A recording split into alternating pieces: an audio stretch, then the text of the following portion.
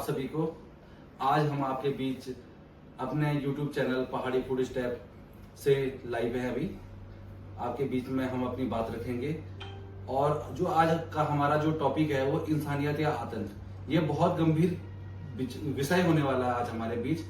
जैसे कि विगत है कि कुछ दिन पहले 22 अप्रैल को चंद कट्टरपंथियों ने धर्म के नाम पे नाम पूछ कर हमारे निर्दोष भाइयों को मौत के घाट उतारा। ये बहुत ही निंदनीय है। आज का एपिसोड कोई हल्का नहीं है। आज का एपिसोड बहुत ही गंभीर चिंता का विषय है। ये मानव जाति के लिए ही, संपूर्ण मानव जाति के लिए, चाहे वो भारत देश हो या पूरा संसार हो, उसके लिए बहुत सोचने विषय है। इस पे बहुत जरूरी कदम उठाने चाहिए। हमारे बीच बहुत ही शख्सियत है और हमारे बीच जो कैमरामैन जुड़े हुए हैं हर्षित पालिया जी, मैं उन्हें दिखाना चाहूंगा कि अब मैं सबका परिचय कराना चाहता हूँ। ये हमारे बीच तनुज कुमार प्रधान जी हैं जुड़े हुए। ये देवेंद्र सिंह जी जुड़े हुए हमारे बीच। अमित जी जुड़े हुए हैं। मनीष जैन जी जुड़े हुए हैं और साथ में सुमित जी जुड़े हुए हैं, जिनका ही ये अपना चैनल है। और बीच में मैं चंद सवाल अपने वरिष्ठ मेहमानों से भी पूछूंगा और साथ में मैंने अपने जिंदगी के अपनी 4 से 5 साल मैंने कश्मीर घाटी में गुजारे हैं, तो वो भी मैं आपसे साझा करूंगा। सबसे पहले पॉडकास्ट की शुरुआत करते हैं और मैं सवालों का सिलसिला चालू करता हूँ। सबसे पहले मैं मनीष साहब से एक सवाल लेना चाहूंगा जी। सबसे पहले आपसे ये पूछना चाहता हूँ कि जो ये इंसिडेंट हुआ 22 अप्रैल को पहलगाम में, तो एग्जैक्टली क्या हुआ था? थोड़ा बैकग्राउंड आप उसके बारे में दे सकते हैं? तो इसके बारे में बहुत ज़्यादा तो जानकारी नहीं है, लेकिन जैसा टीवी से, मीडिया से हम लोगों को पता चला, बहुत ही खराब हृदय विदारक इंसिडेंट था। सुन के बहुत खराब लगा। हमारे खुद के भाई बहन थे वो सभी, और उनके साथ गलत हुआ बहुत। ऐसा नहीं होना चाहिए था। पता चला कि वो लोग पहलगाम में अपनी शादी के बाद पहली बार वहाँ पे गया था, या कुछ अपनी जॉब से छुट्टी लेके गए किसी भी तरीके से घूमने के लिए, और एक माइंड फ्रेश करने के लिए, स्ट्रेस फ्री होने के लिए वहाँ पे गए। क्योंकि कश्मीर बहुत खूबसूरत जगह है, पहलगाम बहुत ही खूबसूरत जगह है। मेरा भी प्रीवियस एक्सपीरियंस रहा है कश्मीर का और पहलगाम का। वहाँ के लोग भी बहुत अच्छे हैं, हेल्पफुल हैं काफ़ी। लेकिन कुछ ख़राब और बुरे लोगों की वजह से इस तरह के इंसिडेंट होते हैं जो कि नहीं होने चाहिए। और मुझे लगता है आगे शायद भविष्य में ऐसा ना हो, क्योंकि हमारी गवर्नमेंट उसको लेकर कुछ ठोस कदम उठाएगी।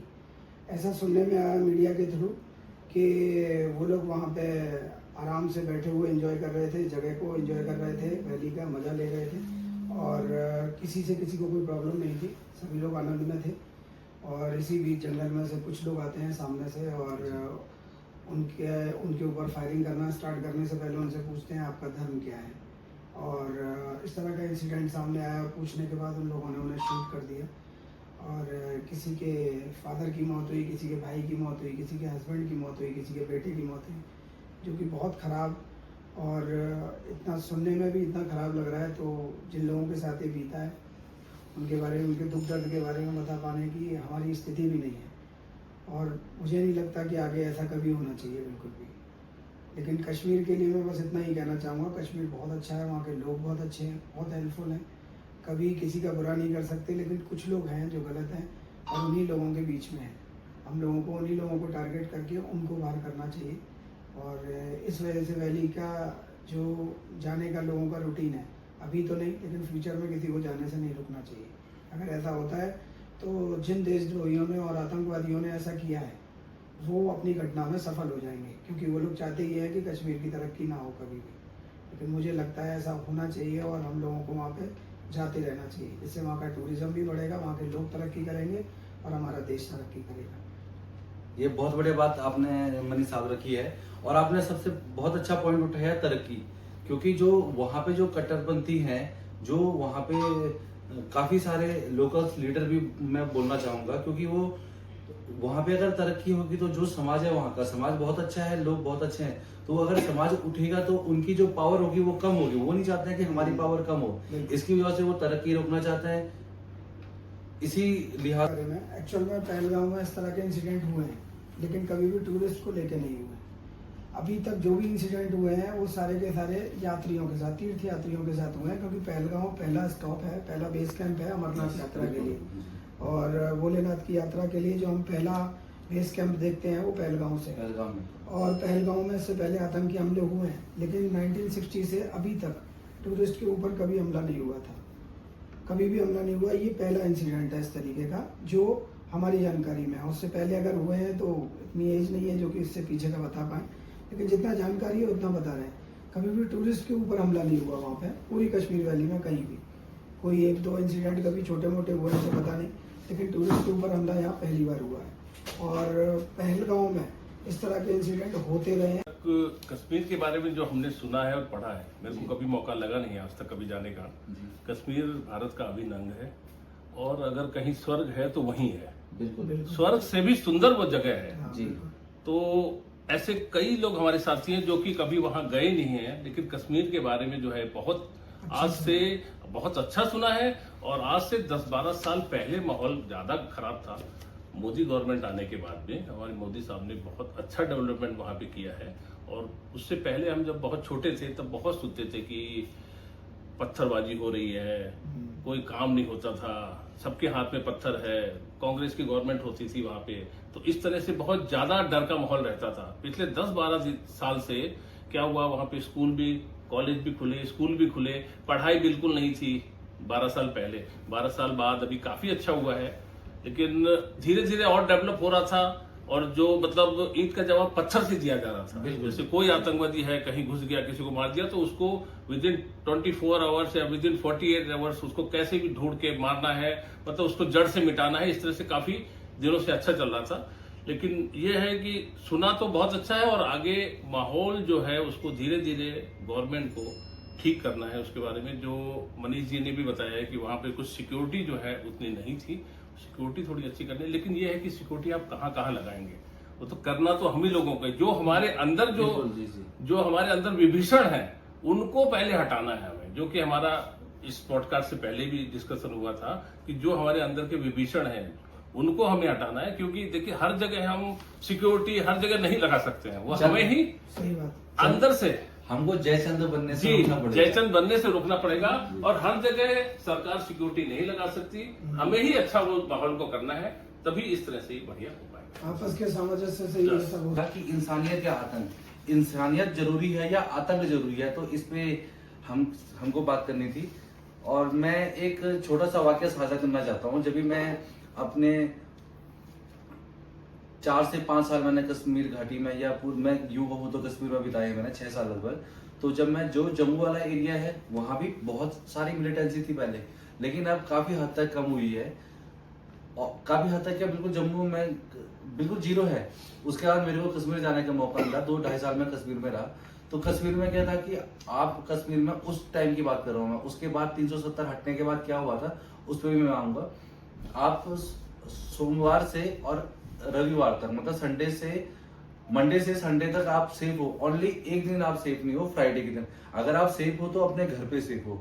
अगर फ्राइडे को आप मार्केट जाते हो, फ्राइडे को आप कहीं भी जाते हो, कश्मीर की बात बता रहा हूँ मैं, तो पूरी कश्मीर वैली की, तो आपको पत्थर पड़ सकते हैं। क्योंकि उस दिन कुछ सीन ही ऐसा होता था, या तो नमाज के बाद उनको क्या बोला जाता था क्या। कई बार एक दिन तो हमारा भी प्रोग्राम बन गया, संडे उस दिन छुट्टी थी, छुट्टी के दिन हम चले गए कश्मीर घूमने के लिए। उस दिन वहां पे पत्थरबाजी में फंस गए हम, पत्थरे पड़े हमको। लेकिन क्या है कि जब 370 खत्म हुआ, 1.5-2 महीने तक किसी का फोन नहीं चला, सिम नहीं लगा।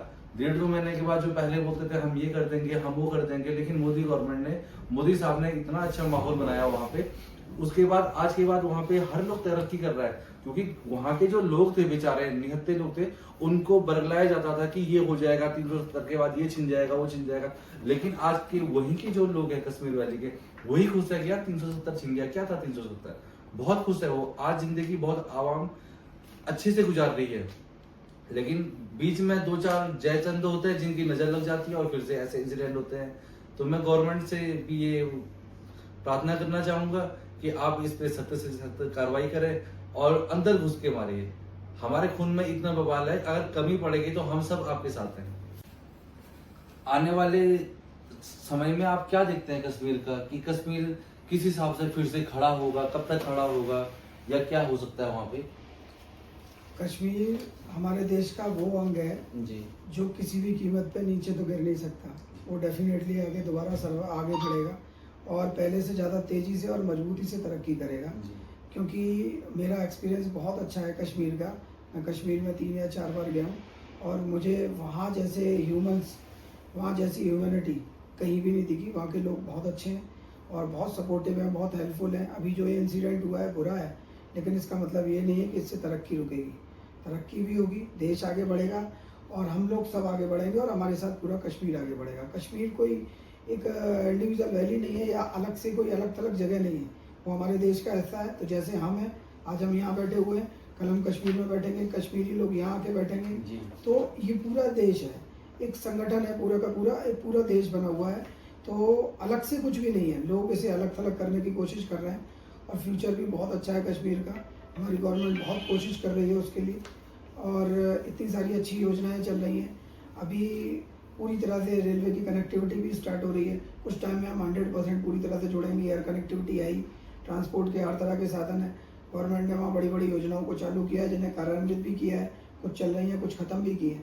और वहाँ के लोग भी बाहर आके अब काम कर रहे हैं और वहाँ धीरे धीरे करके कॉर्पोरेट भी विकसित होगा और मुझे लगता है कश्मीर बहुत तरक्की करेगा। मैं उसके लिए हमेशा वेल विश दूंगा और मैं आगे भी कश्मीर घूमने भी, और पूरा देश कश्मीरियों के साथ है और उन लोगों की दिवंगत आत्माओं के भी साथ है, उन लोगों के परिवारों के साथ भी है जिन लोगों के साथ इतना बुरा और इतना बड़ा हादसा हुआ। मैं अपनी तरफ से केवल संवेदना व्यक्त कर सकता हूँ क्योंकि मैं उनकी पीड़ा को सहन नहीं कर सकता, क्योंकि मुझे नहीं मालूम कि उनको क्या प्रॉब्लम हो रही होगी, कितने पेन में होंगे वो लोग। तो बस मैं अपनी संवेदना उनके लिए प्रकट कर सकता हूँ, इससे ज़्यादा कुछ नहीं। लेकिन मैं यही चाहूँगा कि इस तरह का इंसिडेंट दोबारा ना हो और हमारा देश जिसका अभिन्न अंग कश्मीर है वो भी बहुत तरक्की करे, वहाँ के लोग भी तरक्की करें और वो वैली जितनी खूबसूरत है, जितने खूबसूरत वहाँ के लोग हैं, जितनी शांति वहाँ है, वो शांति हमेशा बनी रहे और आगे भी हमला कर देगा। वो भी बुज़दिल लोग हैं ये सब, जितने भी आतंकवादी हैं। ये बहुत गलत हुआ है, हम सबकी संवेदनाएं उनके परिवार के साथ है। आम जनता का कोई रोल बनता है कि हम क्या रोल बनता है कि हम कहीं से हम अपनी गवर्नमेंट को क्या सपोर्ट करना चाहिए या किस अल्फाज में आप कुछ कहना चाहिए? तो इसके लिए मैं ये बोलना चाहूँगा, जो वहाँ पे कश्मीर में आम जनता है बहुत अच्छी है। उसमें से कुछ जो इंसान है वो गुमराह होके ये सब माहौल फैला रहे हैं। जनता बहुत अच्छी है और हमेशा सरकार का साथ देती है जनता वहाँ पर। लेकिन कुछ जो बाहर के हैं उन्हीं में से ही जो हैं जो आतंकवाद की तरफ चले गए हैं, उनको समझा बुझा के वापस लाना पड़ेगा या उनको वहाँ से हटाना पड़ेगा। जनता का बहुत बड़ा इसमें रोल है, क्योंकि हमें पता नहीं है कौन से घर में आतंकवादी छुपा है, कौन से घर में शरीफ लोग हैं। वो सरकार को ही एक एक देख के चेक करना पड़ेगा। इसमें जनता का बहुत बड़ा रोल है, जनता को हमेशा साथ देना पड़ेगा। जनता अगर खूब ढंग से साथ देगी तो बहुत ही जल्दी ये डर का माहौल खत्म होगा, शांति व्यवस्था अच्छी होगी और कश्मीर फिर जो पुराने ढर्रे पे था अपने पिछले 12 साल से, धारा 370 हटने के बाद बहुत अच्छा हुआ था। हम बहुत छोटे छोटे से सुनते थे नहीं कश्मीर नहीं जाना है, खराब है, वहाँ पे आतंकवादी रहते हैं। लेकिन कश्मीर स्वर्ग से सुंदर है, हमेशा रहेगा। और पिछले 10-12 साल से टूरिस्ट भी वहाँ पे चालू हुए थे, बहुत अच्छा माहौल बना था। उस माहौल को खराब करने की कोशिश की गई है, लेकिन ये ज्यादा दिन चलेगा नहीं। सरकार साथ में है और आम जनता को भी साथ देना पड़ेगा। अगर सब साथ में रहेंगे तो बहुत जल्दी अच्छा हो जाएगा। सिक्योरिटी एजेंसीज ने इस पे क्या रिस्पांस दिया, क्या स्टेप लिए गए हैं? आप इसके बारे में अगर समाचार पत्रों से या न्यूज चैनल से आपको पता चला होगा तो इसके बारे में थोड़ा प्रकाश डालिए। जब ये घटना वहाँ हुई पहलगांव में, तो जहाँ तक मुझे मीडिया के थ्रू पता चला कि लगभग 1.5 से 2 घंटे के बीच रेस्क्यू ऑपरेशन शुरू हो चुका था और जो भी इसमें घायल थे या जो भी शहीद मृत हो गए उनको यथावत सही स्थान पर पहुंचाया गया उन्होंने फटाफट। और उसके बाद सिक्योरिटी ने शायद 1500 के करीब लोगों को हिरासत में भी लिया है, अभी ये सुनने में आया है मीडिया के हिसाब से। उनसे पूछताछ जारी है। तो हमें अपनी सिक्योरिटी पे भरोसा है, प्रधानमंत्री पे भरोसा। उन्होंने बोला भी है कि हम उनका आखिरी दुनिया के एंड तक उनका पीछा करेंगे और उनको सजा दिलाएंगे। हमारी सिक्योरिटी एजेंसी पे हमको पूरा भरोसा है और जो ये नरसंहार हुआ है कश्मीर में उसका बदला जरूर लेगा। इसी क्रम में मैं आपको एक बात बताना चाहता हूँ कि जब हम छोटे होते थे तो कभी हम बहुत सारे सुनते थे, क्योंकि खासकर गढ़वाल में हर एक घर में एक फौजी है। तो जब भी ऐसे हमले होते थे, कोई कभी किसी का सर काट के लेके जा रहा है, कभी कुछ हो जा रहा है, तो पाकिस्तान की तरफ से या जो भी आतंकवादी हैं उसने कुछ बम फोड़ दिया, विस्फोट कर दिया, विद इन 12 घंटे या 24 आवर्स में वो जिम्मेदारी ले लेता था कि मैं जिम्मेदार हूँ इसका, गवर्नमेंट भी कुछ कर नहीं पाती थी। लेकिन आज की स्थिति ये बनी हुई है, कितना भी कोई कुछ कर ले, ठीक है आतंकवादी घटनाएं हो रही है, बहुत निंदनीय है, पहले से काफी कम हुई है, लेकिन उन जो आतंक के आकाओं में इतनी हिम्मत नहीं बची है कि अपना नाम ले सकें, क्योंकि इससे ये पता चलता है कि हमारा देश बहुत मजबूत हाथों में है और इसकी हम प्रशंसा भी करते हैं। और मैं माननीय प्रधानमंत्री जी आज सर्वदलीय बैठक भी ले रहे हैं, उसकी अध्यक्षता भी करने वाले हैं, तो मैं समझता हूं कि कुछ अच्छा फैसला निकलेगा उसमें।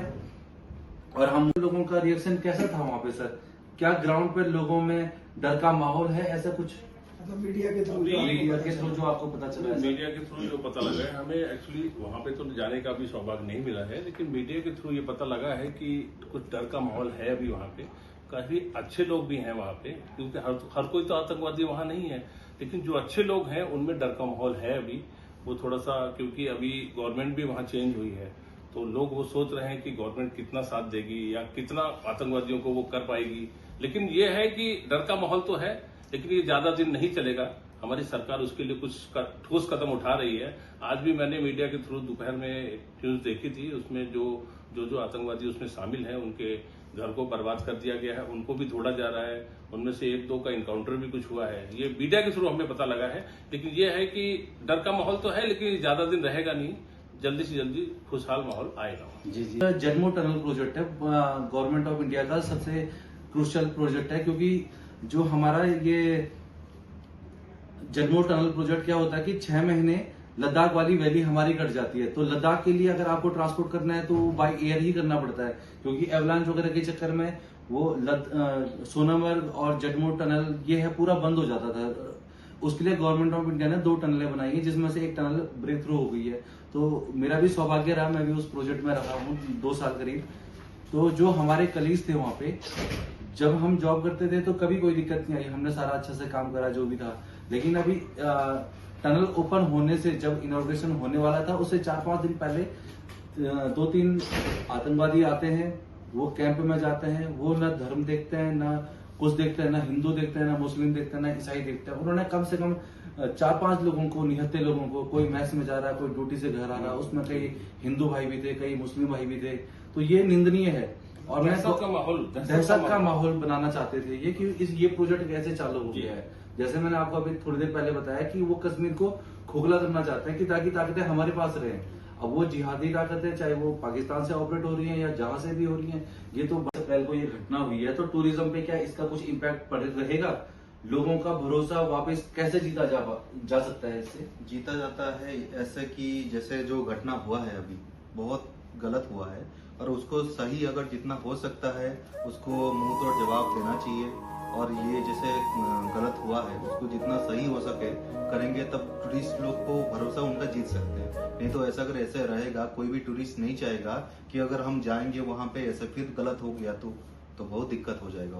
वो जितना वो जो ऐसे गलती हुआ है उसको जितना क्लियर कर देंगे और उसको मुंह तोड़ जवाब मिलेगा, तभी जाके वो टूरिस्ट लोग का भरोसा जीत पाएंगे।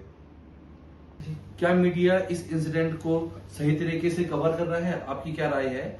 और या कुछ ऐसी कुछ दिखा रहा है? आप इसमें कुछ कहना चाहेंगे? मीडिया कितना सही दिखा रहा है, कितना गलत दिखा रहा है, इसके ऊपर हम लोग पूरी तरह से सही जवाब इसीलिए नहीं दे सकते हैं क्योंकि जो मीडिया दिखा रहा है वही हमें दिखता है। हम खुद वहाँ पे ग्राउंड लेवल पे नहीं है और ग्राउंड जीरो से रिपोर्टिंग वही लोग कर रहे हैं, किस लेवल पे कर रहे हैं, कितनी सही है कितनी गलत है। जी, मैं आपको एक बीच में थोड़ा सा रोकना चाहूंगा कि जो मीडिया दिखा रहा है वो ठीक है, लेकिन जो मीडिया ने जो वहां पे जिन पे बीती है, जिनकी जो एक्सपायर हुए हैं, जिनको गोली लगी है, उनकी वाइफ जो बता रही है वो उसको तो हमको सच मानना चाहिए। बाकी क्या नाम है, मीडिया भी तो बता रहा है, लेकिन अभी ग्राउंड जीरो पे मीडिया पहुंच रही है धीरे धीरे, फिर उसके बाद आगे का हाल बताएंगे। नहीं, मीडिया का क्या है, मीडिया ने अभी तक जो भी दिखाया है वो काफी मार्मिक है और देखने के बाद बहुत खराब फील हो रहा है अंदर से कि ऐसा हुआ ही क्यों। और अगर ऐसा हो भी गया है तो जितनी तेजी से मीडिया वहां पे पहुंचती है, किसी भी इंसिडेंट को कवर करने के लिए जितनी तेजी से मीडिया पहुंचती है या सोशल मीडिया पहुंचती है, उतनी जल्दी हमारी इंटेलिजेंस को हमारी एजेंसीज को और हमारी आर्मी को पहुंचना चाहिए। अगर वो भी उतनी ही तेजी से वहाँ पहुंचते हैं तो बहुत अच्छा है। और मुझे लगता है फ्यूचर में ऐसा नहीं होगा, क्योंकि जिस जगह ये हादसा हुआ है वहाँ दूर दूर तक आर्मी का कोई भी नामो निशान नहीं था। और वो एरिया एक ऐसा एरिया है पहलगांव का जहाँ तकरीबन 30 to 40% टूरिस्ट जरूर जाते हैं। तो मुझे लगता है गवर्नमेंट और हमारी एजेंसीज इसके ऊपर आगे से ध्यान रखेंगी और देखेंगी कि इस तरह के दुर्गम रास्ते से होते हुए अगर कोई टूरिस्ट स्पॉट पड़ रहा है जहाँ पे मैक्सिमम टूरिस्ट जा रहे हैं, तो वहाँ पे हमारी सिक्योरिटी एजेंसीज और हमारी गवर्नमेंट अलग से सिक्योरिटी रखेगी और इस चीज़ को पूरी तरीके से कंट्रोल करेगी कि वहाँ पे कोई भी ऐसा अलग से गंदा या खराब इंसिडेंट ना हो जो अभी हुआ है। लेकिन मैं मीडिया की तारीफ करना चाहूँगा कि वो लोग टाइम से पहुँचे भी हैं और उन्होंने जनता को और देश को इसके बारे में अवगत कराया है कि वहाँ पे एक्चुअल में क्या हो रहा है। और मेरी गवर्नमेंट से यही गुजारिश है कि उस एरिया को सिक्योर किया जाए, उसी एरिया को नहीं, पूरी कश्मीर वैली देश का हिस्सा है और पूरे के पूरे कश्मीर को सिक्योर किया जाए जितना ज़्यादा अच्छे से हम कर सकते हैं। और मुझे पूरा भरोसा है अपने देश के प्रधानमंत्री पे और अपनी सरकार पे, कानून पे और अपनी एजेंसीज पे कि वो इसे बहुत जल्दी पूरी तरह से पुख्ता कर देंगे। फ्यूचर में इस तरह की प्रॉब्लम्स नहीं आएंगी। और ये है कि आतंकवादी कब पनप रहे हैं। आतंकवादी 2 बॉर्डर पार करके आते हैं, यहाँ पे 10 बन रहे हैं। मैं वहां पे रहा हूँ, मेरे को पता है। ये अब पहले बहुत ज्यादा था, अब बहुत कम हो चुका है। सपोज कोई गांव जाते हैं, सपोज कोई गांव में 100 घर है, 100 घर में एक या दो घर आपको ऐसा मिलेंगे कि जहाँ पे 1 या 2 घर ऐसे मिलेंगे कि जो सपोर्ट कर रहा है। बाकी 98 घर तो सेफ है, 2 घर जो सपोर्ट कर रहे हैं उनको, उनके दिल में भी देश के प्रति प्रेम आना चाहिए। अगर वो सपोर्ट नहीं करेंगे तो इजीली कोई आतंकवादी नहीं बनेगा। उनको हमको वापस लाना होगा, उनके दिमाग में ये सब चीजें देश के प्रति रखना पड़ेगा। हमारे बीच उड़ीसा से हैं तनुज प्रधान जी, हमारे देवेंद्र साहब लखनऊ से हैं, हमारे अमित जी यहीं श्रीकोट से हैं। और आप सभी हमारे बीच जुड़े, इसके लिए आपका मैं दिल की अनंत गहराइयों से मैं आपका धन्यवाद देता हूं। और आप सभी बुद्धिजीवी वर्ग का भी मैं धन्यवाद देता हूं कि आपने इस पॉडकास्ट के साथ जुड़े और पहाड़ी फुटस्टेप पेज के साथ जुड़े। मैं जनता से भी अनुरोध करना चाहूंगा कि ये वीडियो को ज्यादा से ज्यादा शेयर करें